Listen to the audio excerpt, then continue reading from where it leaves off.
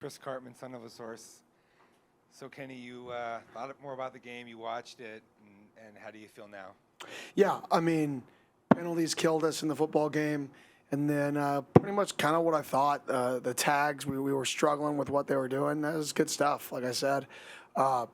We don't see much of that stuff, obviously, versus our defense, so it was different. And I'm excited to go clean it up. You know, that's the best part about this week is we're just going to practice craziness. Because we faced 3 down, we faced 4 down all camp. It's just a good learning experience for me to help our guys more. We need to have a couple days in camp where we practice versus the schemes that are a little bit, unconventional and a little bit crazy by nature, not unsound. They're very sound, but just crazy. Chaos is their middle name. So we're going to work on chaos a lot this week and get better at chaos. And what about Ben Coleman, his operation at center, and his status, and anybody else that might not be playing this week? Yeah, good snaps pretty much all night. I mean, there wasn't really a snap that was catastrophic to a play, so that's good for his first start. I mean, I felt bad for him. He's played 6 years of college football, and it's like the first time he gets to make mic points and play center. It's for something we've really never shown him, so it was like we kind of threw him to the wolves there. So we got to do a better job, like I said, preparing guys throughout fall camp for that type of stuff. He's good to go, no issue there. I mean, Watley, we're getting him looked at. Usually at this meeting, I don't really know for sure what's happening. Obviously, Watley went, to get looked at, so we'll see his availability. I should know by the end of the day tomorrow. So, but yeah, nothing other than that really showed up in the game that could linger up to now. Now, sometimes things show up on, Monday. Guys wake up Sunday, they feel bad, and then Monday happens and they feel worse on something. But nothing like that yet. Blake Neiman, Fox 10 News. Kenny, with your previous coaching experience in the SEC, I guess how would you describe the culture around college football down there and the hostile environment you guys maybe put up against this week? Yeah, cowbells, baby. You know what I mean? It's gonna be fun. I mean, they love their football down there. I think we showed that we love our football here yesterday or Saturday, whatever day it is. They all roll together. I think we showed that we love our football. I mean, I think it was like 105, 106% capacity is what I just saw. I don't know if it's true, but it was on the internet, right? So I want to say it. But I just showed that, this place loves football too. But down there, they definitely, they'll be there at 9 a.m. for a 6:30 kick, and they'll be getting ready to roll. It'll be their first home game of the year. So I'm excited. I mean, the football down there is really good. Hi, Kenny Hood, Rubino Devil's Digest. I know that when you look back at the film, it's probably like coulda, shoulda. When you talk about battling chaos on defense, and I know ultimately you have to do what the defense gives you, but do you think running the ball, and not that you didn't run it well, you ran it over 200 yards, maybe was more warranted just to battle that chaos, battle those exotic looks? Yeah, I told Coach Arroyo I wanted to throw the ball around a little bit in the football game. Like that was our kind of plan going in. I wanted to try to, which we did early. We threw it around, and then there were times we threw it around. We had some big throws that were called back. I mean, if you add those 2 penalties, there's another 140 yards of passing, and I think the narrative is, can you believe Sam set the record in his career for 420 passing yards, right? That's the best part about football is, like, one guy on one play, one moment can kind of take away from a whole positive. So we were trying to, be aggressive in the football game. So part of that's on me, just, what I wanted to do going into the game. But yes, 100%, we faced that same problem at Texas State. When we faced the chaos, we got to be able to run at the chaos, not away from it. So I agree with you 100% there. Greg in the back. Then. Coach, in the back here. Hey, Mississippi State obviously beat Southern Mississippi. They gained almost 500 yards of offense, almost 200 yards rushing on the ground. Is this a different team this year than they were a year ago when you faced them? Yeah, 100%. They've added over 30 transfers. They've added 8 junior college players, so around 40 veterans to their football team. When you add 40 vets, that's not including the high school class they signed. So this team is really 65, 70% new from last year's team. So a lot of new faces. They're playing hard. You can see Coach Levy and his identity is starting to show up, and the passion he has for the game is starting to show up. So, completely different football team. There are still some guys that are returning for them that were good football players last year that are returning again. But there's a lot of new guys. Hey, Kenny, Damon Allred, Arizona Sports. I know with wide receiver playing time, a lot of it comes down to run blocking and knowing the playbook. Was it one of those or something else for why Jaron Hamilton didn't play? Yeah, I mean, we just going into the game, we had a game plan in terms of how we wanted to attack and do things, and he didn't play as much as we probably planned on him playing. We had obviously we had Jalen. I forgot to mention Jalen went down, and we're still seeing what his status was, but he was taken out for the game. So that kind of threw a little bit of a curveball in that plan because they're a little bit different players. So then it was okay. Now our substitution patterns are off in that grouping for some of Jaron's plays potentially. So it was just the flow of the game. Wasn't by nature. It was just probably got to try to use him more if the situation is necessary and if we feel like he's ready enough to play. And then quick follow, was Max good too? We're still monitoring that. Like I said, we get a lot of our intel. Like Sunday's our off day, so Monday we come in and this is a fairly early meeting and they get checked out. They get checked out Sunday, but again on Monday depending on the injury. So I don't know. I don't get the results back until tonight, which is when we finalize our game plan. So before we finalize our game plan, I get who is high probability, low probability. So I don't quite have that in these meetings. Hey, Kenny, Max Pitt, Walter Cronkite Sports Network. You mentioned exactly a year ago in this room how you felt about Blake Shapen and his style of play, and you complimented him a lot leading into that game, and then your defensive line attacked him hard, very aggressively in that game a year ago. Are you approaching him and his gameplay the same way even a year later, or are you approaching him differently considering he's more evolved? And where do you feel like he is now as a quarterback? Yeah, well, he's year 2 in the system, so he's more comfortable in the system. You can see his comfort in the system. Their whole they're just year 2 in the system. So they're just a little bit further ahead than they were last year. You can see it. They're more comfortable than they were last year off week 1's game. So I don't know if you can ever do the same thing twice to a good player. I think if we line up and, we try to just copy paste and say, oh, the game plan in the first half worked last year, let's do it again. I think that's a recipe, to not feel good. And then quick follow-up from that, you prepared the team for the environment of potentially humidity last week with the humidifiers inside the dome. Is that going to be a week-to-week thing, you feel like, with this team, preparing them for each different kind of environment, especially with what you mentioned with the cowbells? We'll definitely prepare for environments. We'll have the cowbells rocking for practice and stuff like that. We won't mix humidity in just from the dehydration effects. Like, we don't want to distract by making the practices worse. At the end of the day, we got to get better. We have to be a better football team. We have to coach better. We have to get our guys to execute better. So this is the full focus is on us, regardless of who we play. Same thing I said before NAU, same thing I said before Mississippi State. Like, we met today. We saw the errors. I showed them my errors, right? Showed them our errors as a whole group. And then it's like, okay, this is what we have to do to fix it. And let's go fix it and go play a football game. Ryan, Justin, and Luke. Hey, Coach. Ryan Myers, Devil's Digest. You guys used that fake punt early in the game with Kyson and then also had a couple of interesting special teams moments as well for you guys. What do you make of the positives and negatives you took away from week 1 on that particular part of the game? Yeah, the special teams was explosive. They had one explosive play versus us. To be honest, they had a really good scheme. You got to give credit to that. The way we've never had somebody double our field 5. They doubled our field 5. That guy's never gotten reps versus a double because most teams don't do it. They showed field return as their complimentary return, and they showed field and gave middle with a double 5. So you got to give them credit, too. In a week 1, they had a good plan, and they popped it. We'll be ready for it now that we've seen it. Our guys have seen it live. Our guys will be ready, if another team tries, the fake field middle return.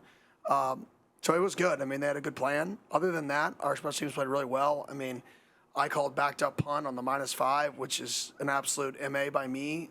We shouldn't be in backed up punt, and they get an extra, 20 yards probably off the return because I called backed up, not a regular punt.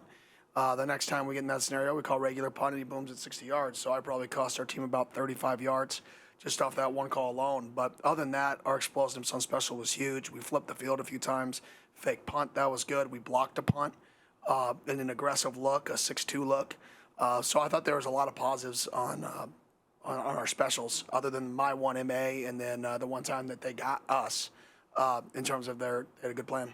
On a follow-up to that, how does week one kind of allow you guys to get more comfortable as coaching staff as well in your scheme and how you guys are kind of growing into the season? Yeah, well, I think every team is different. You know, even when you have a lot of returners, every team is different. Like on the field, some people can handle more on game day than others, right? As a team, like some people can take change and say, hey, this is different, and they can adapt.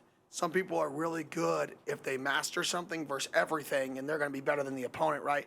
So I think when you're early in the season, you're trying to learn what is this team best at. I absolutely hate early season games. They're like, I think I said that before NAU. Like I just never.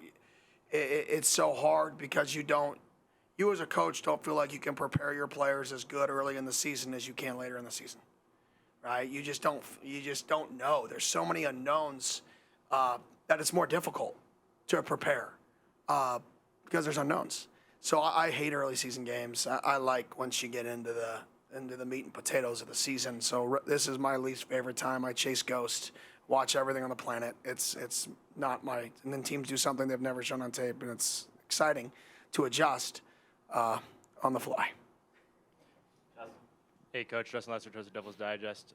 Where have you seen Keith Abney grow the most from the day you brought him in till now, and what does he currently provide to the leadership? Yeah, he's about 20 pounds heavier. So, like, physically, he grew. I mean, I think that's the most. He's always been a hard worker. He's always been intelligent. He's always been savvy. I think he physically just got his body, bigger. And then, obviously, the more reps you get, the more you recognize things, right? So he definitely recognizes, offensive formations and stuff like that to give him tips on how to align better. But I would just say overall size, speed, athleticism, he's really elevated that part of his game. Coach Luke Lemler, Sun Devil Source. Last year, one of the lasting images of the victory over Mississippi State was Scatabo, arms crossed, leaving it all in the field, 260 rush yards later. This year, going on the road, no longer Cam is there. What have you seen from your guys in camp and in week one to think that kind of effort and that dog mentality won't be lost in a tough environment? Yeah, that's a good question. I mean, we got to show it in practice. We got to practice with it. And then we have to be able to go play with that level of intensity. At the end of the day, like how bad you want something matters. And, what you pour into your cup is what you're going to pour out. And if you think that you can pour something special into your cup and it's going to magically create more water for you to drink, you're absolutely wrong. What you put in is what you're going to get out. And I think that was a really good, like I said, we've had a little bit lighter camp. Anybody who's been in our practices has seen it. It's not quite as intense. So our first game for us like that isn't absolutely shocking to me because part of that, like I said, is my fault because I lightened camp, because we have a lot of vets. So getting a game like that, hopefully out of the way, surviving a good team that was chaotic and had a lot of good schemes, and hopefully we get to learn from that game and get back to that passion because that's definitely was a key. Hey, Kenny, Jacob Brooks, Sun Devil Source. You've talked about the exotic defenses that you guys faced against NAU. Sam Levitt was asked after the game to grade his performance. He said it was like a B or a C. What do you think seeing a defense like that early in the season does for him as he progresses throughout the year? Yeah, I mean, other than one play, he had a really good game. And I think he would say opposite. He's like, I played horrible. I'm like, no, you didn't. But that's the standard, and that's what you want, right? But other than that one play that you like to have back, I mean, I thought he played well. I think seeing things that you're not used to, I thought he handled it well, to be honest. Other than that, like I said, the one play at the end of the game, he played really, really good football, even with guys in his face at times that shouldn't have been in his face. So I thought he played good. I thought he handled it well. Sam's pretty good at adapting on game day. I think that's one of his biggest strengths is adapting on game day. Hi, Coach. Andrew Hazlett, Devils in Detail. You talked about last week communication was going to be important. How is that going to still be important against Mississippi State this Sunday or Saturday? Yeah, I mean, they play so fast that if you can't get lined up, you're screwed. Like, you better get lined up, get the call, understand who's carrying the verticals, understand who's in the run fit, how you're fitting the run.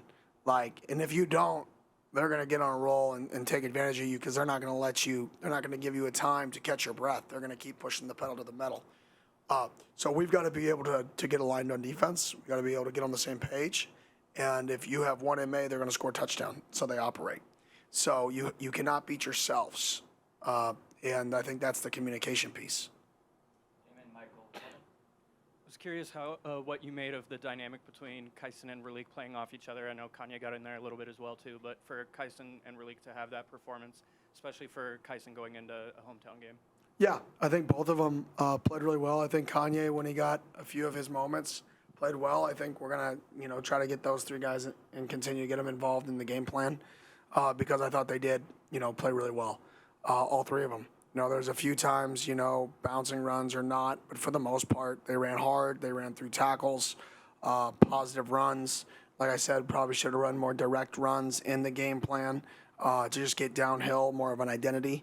And the same thing happened in Texas State last year. We kind of lost our way a little bit with not being direct. I mean, at the end of the day, that's going to be our identity is downhill running the football. So we got to make sure we can establish that. Coach Michael Carrasino, Pitchfork Lunch. You talked obviously about the communication, but in game, after going back and watching the film, how do you feel that on the field, I mean, offense, defense, the way they were talking to each other, adjusting in the game, their communication was? Yeah, I thought it was good. I mean, there's one thing about communicating, another thing communicating correctly, right? So I thought our communication was good. I thought we were just at times not communicating correctly because, the variety of things we were seeing that, like I said, I didn't do a good enough job getting our guys ready for it. You can't expect people to make like 7 adjustments in the same game. I mean, if you're making 7 adjustments, you didn't do a good job as coach. So that's where I start. I'm like, if I'm telling guys like, if he's here, do this. If he's here, do that. I'm like, well, that's on us, right? And it's a compliment to them. So I think that's where, for us, we just have to practice in some more chaos. It's not like I said, not a big deal. Same thing happened to us week 3 last year. Then we came out in week 4, and I don't know who we played, but we probably scored a lot. Was that Kansas, right? So there you go. That was a quick pull, I think. I think I'm right. And we scored a lot. So I think it wasn't Kansas. No. Texas Tech was after Texas State. Yeah, see, that wasn't good, so we didn't get it fixed. I was thinking the next home game. Yeah, that wasn't good either. Hopefully we don't do that. Kevin, Doug, Blake. Hey, Coach. Kevin Hicks, ASU on SI. I'm not sure if you're aware, but the Big 12 went 8-0 this weekend with an average margin of victory of about 40 points, I believe. First time a conference has done that in 60 years, if I read that right. How much do you and the team embrace playing in a conference with such a high level of competition relative, especially to what people around the nation believe? Yeah, I mean, we play in a good conference. It's competitive. Everybody's right around. It's just ultra competitive. I mean, it's the best way to put it, is every game could go either way. And not every place I've been at has it been that way. You know the games you're probably going to win, and you circle them. This is definitely a league that you cannot X or check any game preseason. Every conference game is just open. And that's what makes the league fun. It makes it horrible and fun and exciting and horrible and fun and exciting and just repeat because anything could happen on any game the Big 12 plays. Doug Franz Unplugged podcast. You mentioned a follow-up on Mississippi State speed, snap to snap. What do you do in practice to anything special to simulate it? We'll do 2 huddles. So we'll line up 2 different huddles, and one huddle will run a play, and then the next huddle will run a play, and our defense got to get aligned, because we can't play at that tempo. That's something that you have to be, you have to be all in on playing at that tempo to be able to play at that tempo. So we just use 2 different teams to play at that tempo, right? Because if we tried to play at that tempo, everybody would go different ways, right? Because that's not what we do. And that's one of the advantages they create you have to defend something that you're not used to practicing and force that communication, force your guys being on the same page. And then they have good schemes to pair with it. but all they need is for you to misfit one thing, miscommunicate one thing, and you just gave them a free touchdown. They didn't even have to earn it. So they get a lot of free plays by teams misaligning, not even the ones they have to work for. Then they have to work for their other plays, but they also get free plays if you don't communicate right. So that's why that's such a big thing this week. Blake and then pass that right. Hey, Kenny, ASU volleyball defeated the defending national champs yesterday. Don't know if you saw that, but you and JJ Van Neal, I don't know your guys' relationship, but how would you kind of describe how you guys know one another and what he's kind of doing with that program? Yeah, JJ's a buddy. You know, we talk in the off season. We got together and just talked how we ran our programs. He does a phenomenal job. When you look at, you know, that what he's accomplished in his time here up until yesterday and what he accomplished yesterday is really remarkable. I don't think he gets enough talk, enough pub. I think everybody should want him to, everywhere that people ask me to speak, I think he should be the person speaking right next to me. Everywhere that Graham goes to speak, I think he's the type of guy that can speak right next to him because he's earned that right. Like, he's a guy who, what he's done for that program is really, really impressive. And the last two questions will be Cam and Coach Niall Rosenberg, State Press. How does this wide receiver room differ from the one last year, and what can we expect from guys not named Jordan Tyson going forward? Yeah, I think for us, we had a big play by Malik. He would have ended up having 3 catches for about 80. And I think that question would be completely different, if there wasn't a penalty. And I think that's the best part about football is, narratives get spilt. And I think the key for our football team is who cares about what the narrative is, right? I think the wide receiver room is in a really good place. I think multiple guys can make plays. I think when given those opportunities, they made plays. There was a couple times where they didn't. But at the same time, when you have Jordan Tyson, if a team's not going to do something to drastically take him away, wouldn't you be a fool to not throw him the ball? Like, I think there's a balance there too of let's not outkid ourselves, right? If you have a really good player who's by himself, okay, let's get everybody involved, but they're still leaving him by himself. Like, that's part of the negative of being chaotic is it's harder to double, right? So if we could have, managed the front better, right, then he could have gone for 2-something. We just couldn't manage that with all the chaos. So I think for us moving forward, it's just taking what the defense gives us, and we have a lot of confidence in our wideouts that if a team chooses to double GT and remove that we can run the ball and throw the ball to other people. That doesn't concern me one iota. Cam and Jordan. Kenny, what did you make of Coop's interception at the end of the game the other day, and how just cool was that moment for him? Yeah, it was great. It looked like he was jumping on the couch, like, you know what I mean? Elbows all wide. He didn't even have his elbows tight, but he still caught it. That's what he said. I told him that in the team meeting. I'm like, man, can you tighten your elbows to catch it? He goes, did they review it? And I'm like, yeah. He goes, it was still confirmed, wasn't it? I'm like, all right, old man, you got it. You got that one. So it's just awesome to have a play like that. Albert Smith with a tip ball. There were a lot of positives in the game, too, and that was one of them. I think we tipped 4 balls in the football game. That's good football. That's good D-line play. It's tipping balls. Our third down defense was incredible on 3rd and 3+. Our 3rd and short defense was not good, but our 3rd and 3+ defense was probably statistically the best that we could have had since we've been here. So there were some positives, too. In the football game, our explosive play rate, you look at how explosive we were on offense. I think we averaged like 7.5 or 6 yards per play.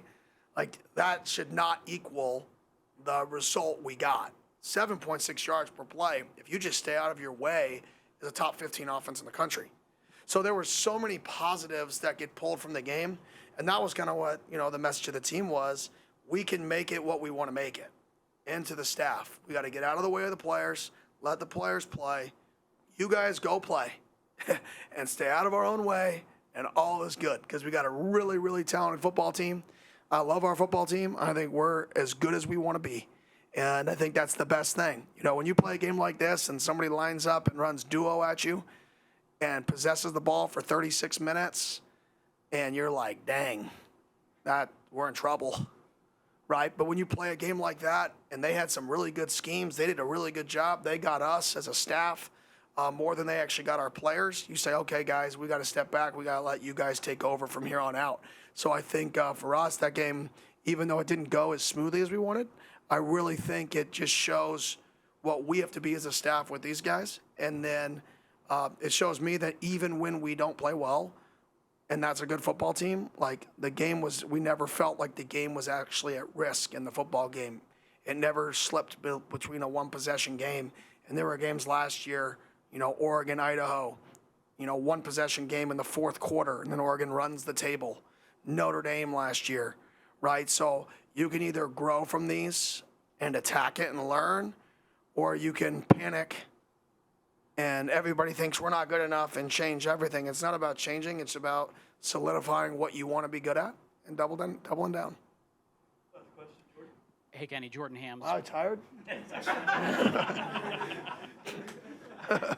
Jordan Ham, Sports 360 AZ.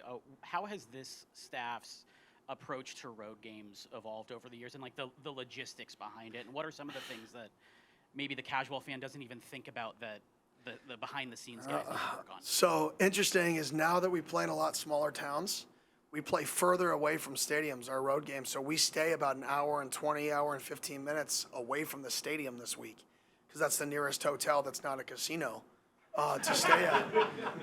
No, it's the truth. That's some teams stay at the casino. That wasn't even a joke. But it's just the nearest hotel. And then you talk, some guys are finicky eaters. So it's like some guys at these hotels, they don't like the food. It's not good. So now we get like sandwiches on the side. Texas Tech, we played last year, and our guys got sick the day of the game. We had about 10 guys that stomachs, they were getting IVs because their stomachs were sick from the food.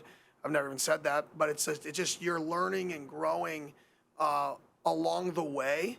So now it's like, okay, we need the food we get, and then if a player who's a finicky eater, we also need like a sub sandwich or a hamburger or something that they're comfortable with because you're gone, the pregame meal and then the night meal if they don't go that amount of time with a good meal. So that's something that I learned, when you're going to like Seattle, right? The food, their food's unbelievable, but some of the smaller towns, it's harder to, feed 160 guys. So we're just trying to adapt.